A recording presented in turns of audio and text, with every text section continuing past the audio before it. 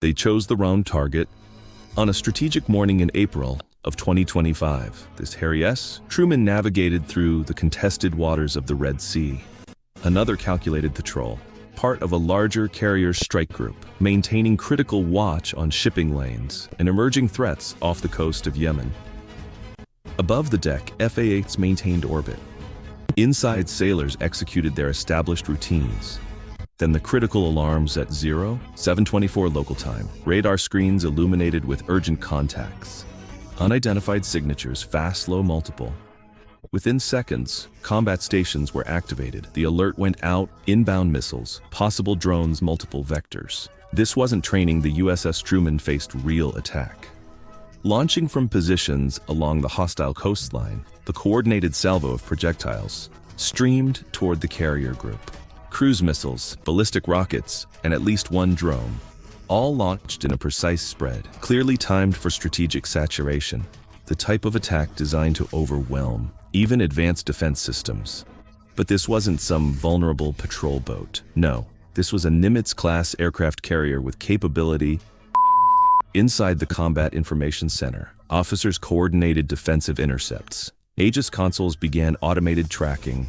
Flight deck crews were rapidly scrambling to prep jets. Below decks, the sound of boots hitting steel echoed strategically. Above it all, the Phalanx Sea-Whiz turrets activated, with their distinctive whine, ready to transform the sky into defensive fragmentation. And somewhere in the distance, concealed in the hills of western Yemen, Houthi commanders were observing. They thought it would be symbolic, a strategic slap in the face, a warning. What they got instead was the trigger. Because if there's one principle when it comes to confronting the US Navy, it's this: don't fail. This wasn't accidental. It wasn't a lone drone acting on faulty intel or a rogue unit firing blindly.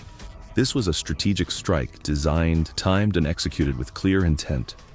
In the minutes following the alarm, CENTCOM analysts confirmed what the USS Truman's radar already suspected: a multi-axis attack launched from western Yemen. At least 6 cruise missiles, 2 medium-range ballistic rockets, and a loitering munition drone, likely Iranian-made Syed-class or Shahid-class, had been directed toward the carrier group. All evidence pointed to the Houthi movement, supported by Tehran and emboldened after weeks of airstrikes from the US as part of Operation Rough Rider. Just days before, US bombers had eliminated a suspected weapons facility near Sana'a. This strike, it was strategic payback, but the Houthi leadership didn't just want to damage hardware. They wanted a global headline: Houthi strikes US aircraft carrier.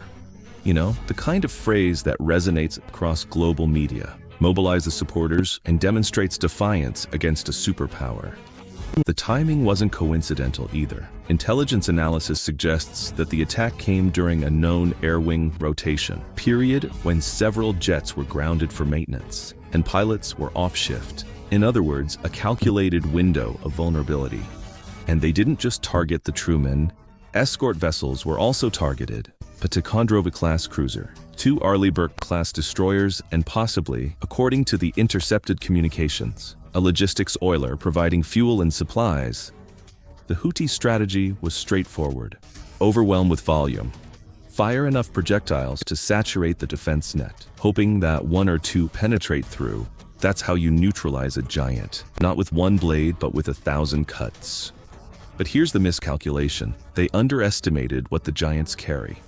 Because the Truman wasn't isolated. Of course, she operated with a full carrier strike group. Escorts, bristling with defensive missiles, systems synchronized for threat detection, and a doctrine refined by decades of naval warfare. And as the missiles accelerated through the sky, seeking their targets, the Navy wasn't caught unprepared. They were already responding, already acquiring targets, already preparing to answer fire with decisive fire. There's a reason no one challenges the US carrier strike group. The moment that first missile signature hit the radar, the USS Truman transitioned from routine to combat ready in under 60 seconds. The bridge transformed into a command hub. Radios coordinated orders, electronic warfare. Officers flooded the airwaves with disruption signals. Everyone executed like they'd rehearsed this 100 times, because they had the Aegis combat system on board. The nearby cruiser locked onto incoming threats. Track 2-3, 1 confirmed, hostile speed 600 knots, altitude low. Aegis doesn't hesitate, it calculates, it prioritizes, and then engages. As the data flowed in, defensive layers activated like synchronized dominoes. SM-2 missiles launched skyward from the destroyers, intercepting towards cruise missile targets. The SSM interceptors handled the low and fast threats, attempting to skim the water and the seaways. Those rotating, defensive Gatling guns stood ready to eliminate anything that approached too close. From the flight deck, chaos was strategically organized. Scramble alert, 5 Hornets now.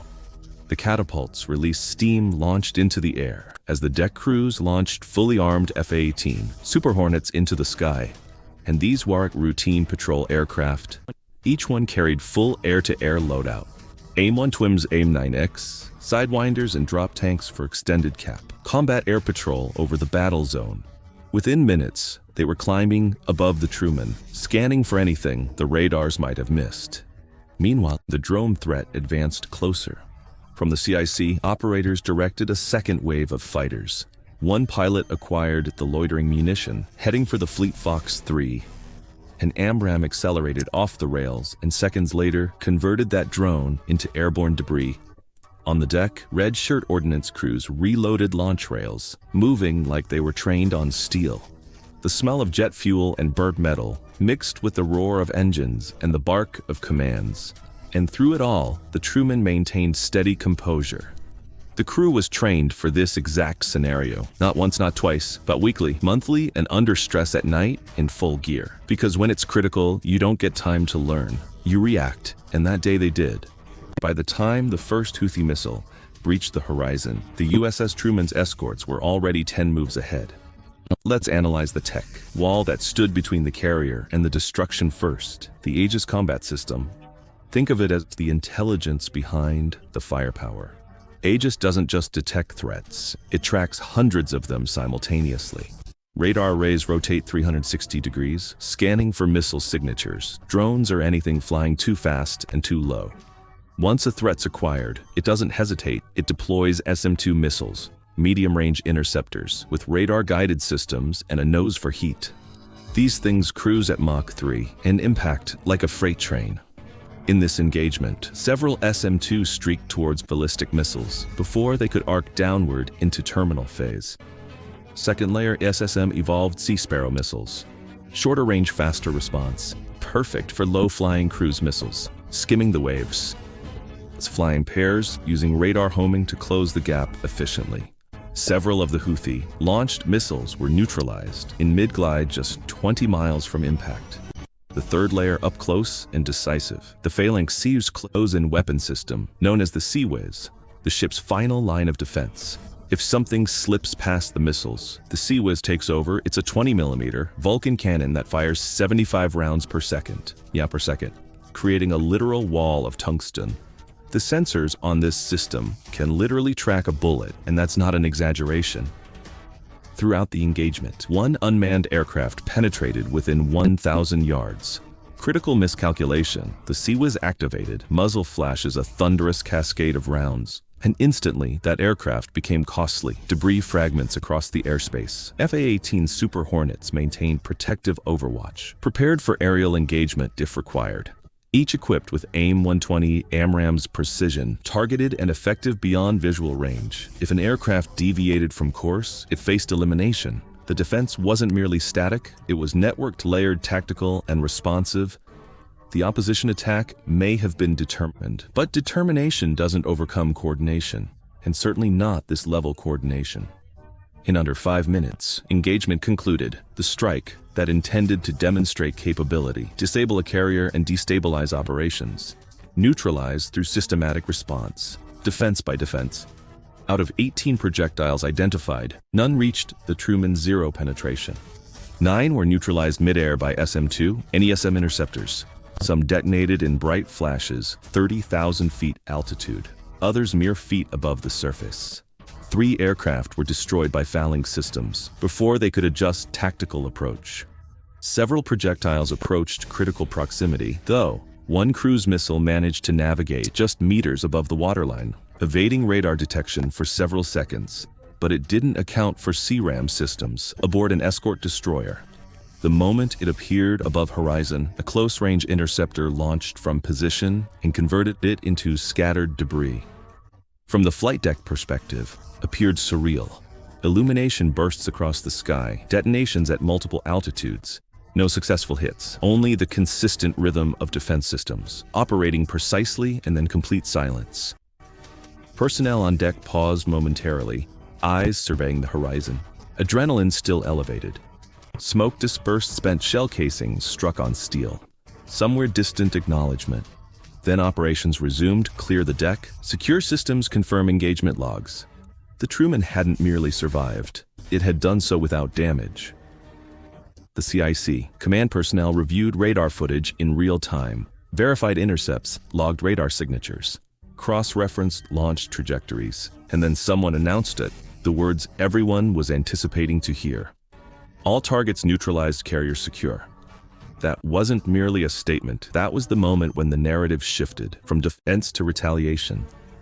Because essentially, the opposition thought they delivered impact, and all they actually did was reveal their positions, the launch locations, the timing patterns, the assets deployed. The Navy had everything required to respond decisively, and not through diplomacy, but with ordnance.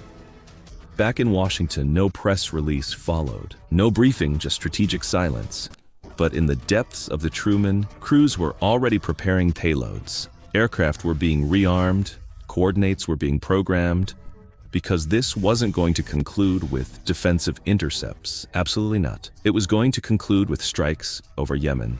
Retaliation doesn't announce itself. It launches less than 45 minutes after the final opposition missile was intercepted from airspace. Package Echo was authorized, a predetermined strike protocol designed for precisely this type situation. No uncertainty, no delays.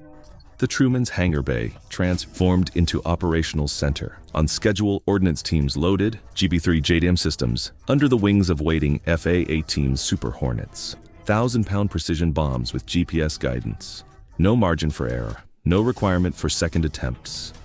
Elsewhere on the deck, a pair of EA-18G Growlers moved forward. Electronic warfare pods already operational. Their mission: blind the adversary, disable radar disrupt targeting, and force the opposition to operate without visibility.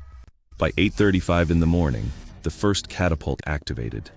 A Hawkeye AWACS aircraft went up first, airborne surveillance to coordinate every movement. Then came the aircraft with the payload. 12 Super Hornets fully armed, launched in pairs, and their afterburners, illuminating the morning sky like orange flames. Their route: direct their mission. Surgical destruction of the precise sites used in engagement. But the Truman wasn't operating independently. From 20 miles to the east, the USS Gridley, an Arleigh Burke-class destroyer, opened her VLS cells inside Tomahawk cruise missiles, each with a precise GPS target, programmed in silent, stealthy lethal. With a rumble, the missiles launched into sky, not to intimidate, but to eliminate. The first wave of ordnance struck down on a mobile SAM site near Al Hudaydah, the same one that had activated during the Truman engagement. A direct hit from a JDAM collapsed it inward, like a compressed container. Next target, a suspected aircraft warehouse, positioned in a civilian industrial zone. Growlers disrupted every frequency within a 5-mile radius. Hornets descended low, fast, and delivered ordnance with zero deviation. Precision verified, multiple secondary explosions followed. Fuel, ammunition, electronics, all detonating in synchronized fireballs. And then the final strikes. The one command specifically wanted. A known command and control facility south of Ras Isa, buried, fortified, and concealed. Didn't matter, a Tomahawk located it, regardless. Seismic sensors on the Truman detected a blast from 60 miles away. Mission complete, no U.S. casualties, all aircraft recovered, but more critically, message delivered. The opposition wanted to demonstrate capability. The U.S. demonstrated consequences, and just like that, the airspace over Yemen was silent again. Strategically silent. By sunrise, the battlefield was invisible again. No more missile trails, no more glowing radar signatures, just silence and the smoldering remains of 3 destroyed launch facilities, a flattened command facility, and an opposition aircraft facility that no longer existed. But make no mistake, the atmosphere was thick with tension. The opposition didn't release a victory statement. This time, no inflammatory broadcast, no celebration footage, just a vague line from their state-linked channel, claiming the US had targeted uninhabited structures. Right, even Iranian media, normally first to amplify the opposition's success, stayed quiet. Not a frame of footage, no photo of downed American equipment, just static. Behind the scenes, however, the real situation was forming. Intercepted opposition communications revealed a logistical scramble. Rerouted orders offline, units blacked out, nodes in their command structure. The US hadn't just delivered ordnance, it had disrupted the entire network. And Washington, still no podium, still no press release. Just a measured, "we are monitoring the situation" line from the Pentagon, which in military terminology basically means, "we're not finished yet." More telling, what was happening aboard the Truman and her escorts. Flight operations resumed before noon. Combat air patrols doubled in size. E-2D Hawkeyes now patrolled around the clock, scanning for even a whisper of radar activity along the Yemen coast. Then came the shift in the rules of engagement. Sources later confirmed if a radar ping even resembles a fire control lock, it was now fair game, launch on detect. A doctrine shift that transformed the entire playbook. No more waiting to absorb impact. Now if it activated, it faced elimination. Meanwhile, the USS Dwight D. Eisenhower rejoined the Truman Strike Group. 2 carriers, multiple destroyers, cruisers, and submarines. A floating fortress prepared for round 2 or 3 or 10, and as commercial shipping resumed through the Bab El Mandeb Strait, every freighter now sailed with an invisible guardian watching from just beyond the horizon. So what started as an attempted strike for attention had become a clear and thunderous response, not just for the opposition but for anyone observing. The opposition aimed to make a statement. They got one back in missiles, in silence and in precision. The USS Harry S. Truman never sustained impact, but it responded with one of the most coordinated naval counterstrikes in recent years. No chest thumping, no headlines, just steel speed and message delivered. Now the Red Sea sits in uneasy stillness. The question is, for how long?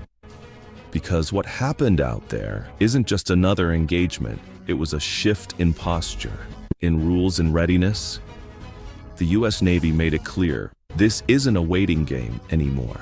Every aircraft launch, every radar activation, every attempt to probe or advance could now trigger a full-scale response.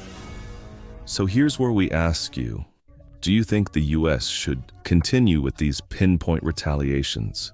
Or is it time to escalate and dismantle the threat completely?